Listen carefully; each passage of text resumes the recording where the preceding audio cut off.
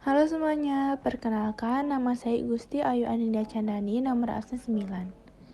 Kali ini saya akan membawakan cerita fabel sekaligus cerita rakyat, yaitu Asal Mula Kota Surabaya. Asal mula kota Surabaya.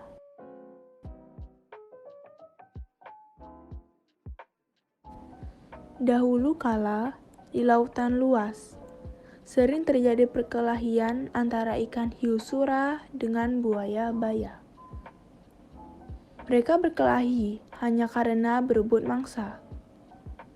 Keduanya sama-sama kuat, tangkas, cerdik, ganas, dan rakus. Sudah berkali-kali mereka berkelahi, belum pernah ada yang menang ataupun yang kalah. Akhirnya, mereka mengadakan kesepakatan.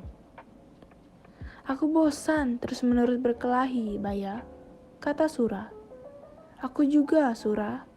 Apa yang harus kita lakukan agar kita tidak lagi berkelahi? Tanya Baya. Sura sudah punya rencana untuk menghentikan perkelahiannya dengan Baya segera menerangkan.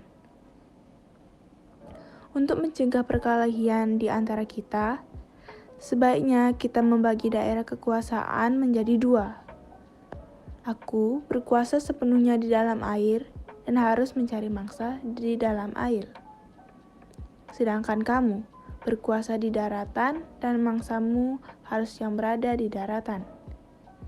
Sebagai batas antara daratan dan air, kita tentukan batasnya, yaitu tempat yang dicapai oleh air laut pada waktu pasang surut, kata Sura.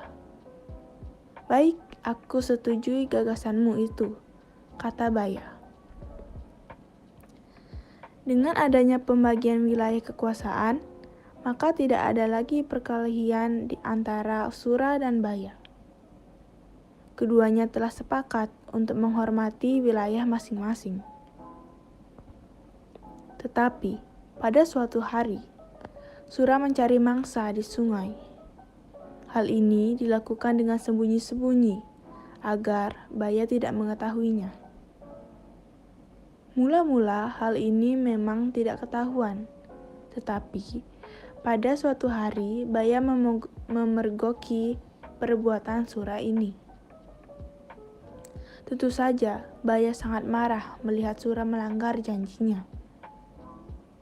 Hai Sura, mengapa kamu melanggar peraturan yang telah kita sepakati berdua? Mengapa kamu berani memasuki sungai yang merupakan wilayah kekuasaanku? Tanya Baya. Sura yang merasa tak bersalah, tenang-tenang saja. Aku melanggar kesepakatan. Bukankah sungai ini berair? Bukankah aku sudah bilang bahwa aku adalah penguasa di air? Nah, sungai ini kan ada airnya, jadi juga termasuk daerah kekuasaanku, kata Sura. Apa? Sungai itu kan tepatnya di darat, sedang daerah kekuasaanmu ada di laut. Berarti sungai itu adalah daerah kekuasaanku. Baya mengotot.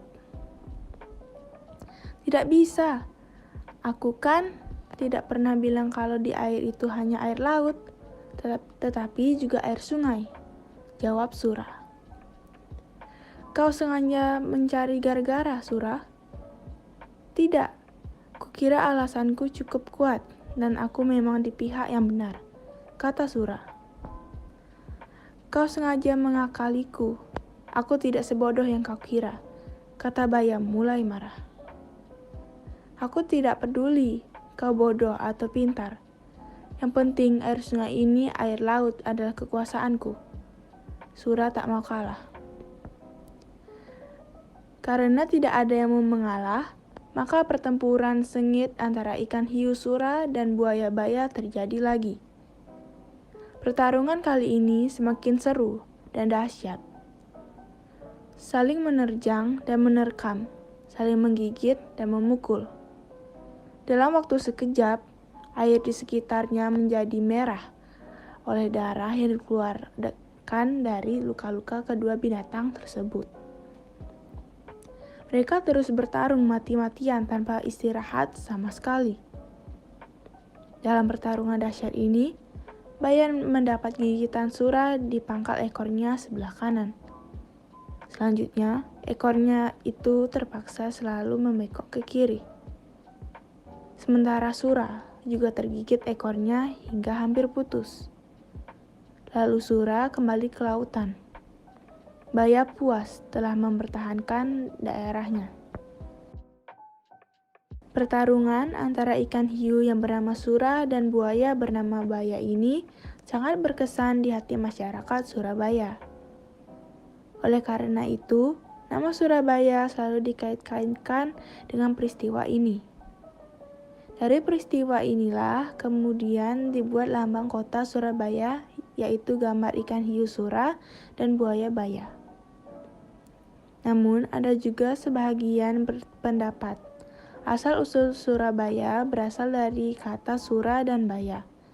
Sura berarti jaya atau selamat, sedangkan Baya berarti bahaya. Jadi Surabaya berarti selamat menghadapi bahaya. Amanat yang dapat kita dapat dalam cerita asal mula kota Surabaya adalah permusuhan tidak akan bisa menyelesaikan permasalahan yang ada. Hendaklah menyelesaikan masalah dengan kepala yang dingin. Sekian dari penyampaian cerita rakyat dan cerita fabel dari saya, dan saya tutup dengan terima kasih.